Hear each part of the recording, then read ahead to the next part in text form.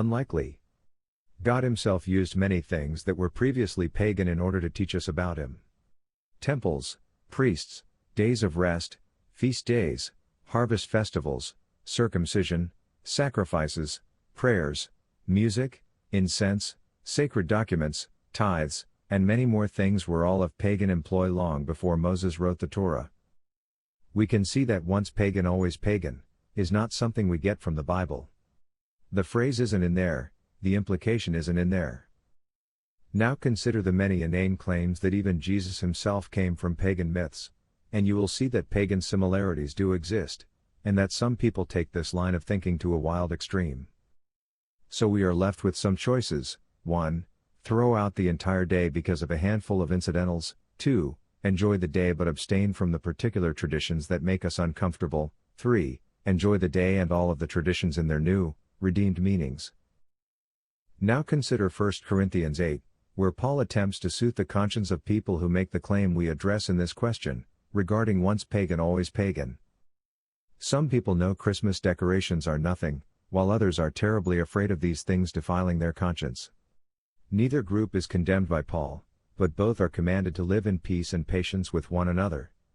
Paul goes through it again in 1 Corinthians 10 verses 23 to 33.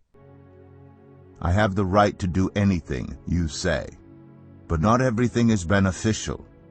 I have the right to do anything, but not everything is constructive. No one should seek their own good but the good of others. Eat anything sold in the meat market without raising questions of conscience, for the earth is the Lord's and everything in it. If an unbeliever invites you to a meal and you want to go, eat whatever's put before you without raising questions of conscience. But if someone says to you, "This has been offered in sacrifice," then do not eat it, both for the sake of the one who told you and for the sake of conscience. I am referring to the other person's conscience, not yours. For why is my freedom being judged by another's conscience? If I take part in the meal with thankfulness, why am I denounced because of something I thank God for? So whether you eat or drink or whatever you do it all for the glory of God. Do not cause anyone to stumble, whether Jews, Greeks, or the church of God, even as I try to please everyone in every way.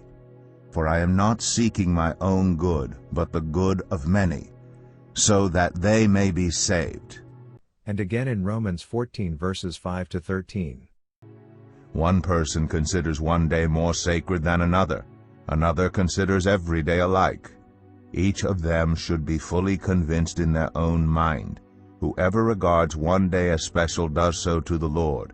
Whoever eats meat does so to the Lord, for they give thanks to God, and whoever abstains does so to the Lord, and gives thanks to God.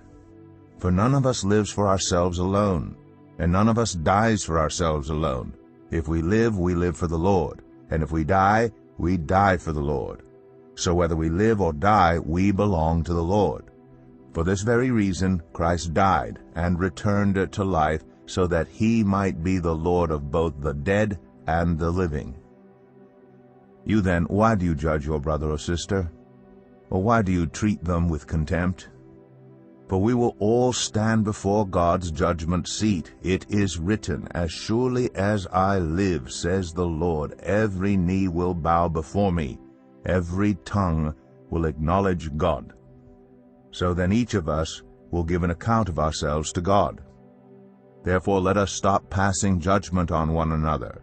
Instead, make up your mind not to put any stumbling block or obstacle in the way of a brother or sister.